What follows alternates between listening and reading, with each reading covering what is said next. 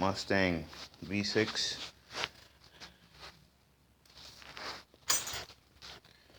Changing the front brake pads. I like to remove my cover off my reservoir so I can keep an eye on the fluid level so it doesn't overflow. For everybody that's always asking why I take that off. Alright, 22mm takes off your tire. Put your car in the air, set your jack stand under there. You have two 14mm. One here. One there.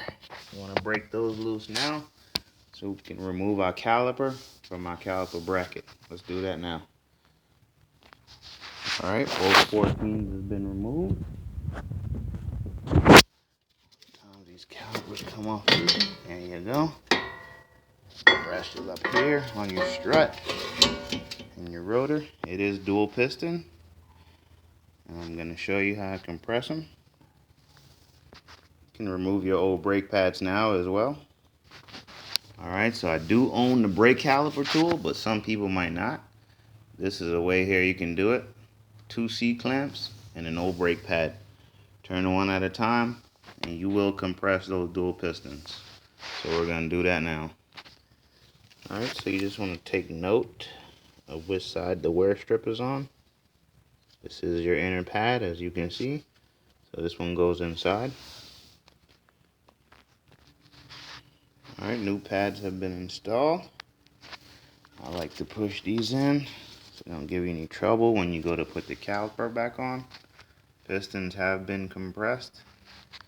So let's install our caliper now. Alright, calipers reinstalled. Make sure your brake line's not kinked. And put back in your two 14s. One on top, one on bottom. Tighten them down. Alright, 14s are in and tight. Do the same process on the other side. Reinstall your tires. Cover back your reservoir. And pump your pedal before you move off. And that's the Mustang V6 front brake pad replacement. Thanks for watching. Subscribe, comment, hit that like button. See you next time.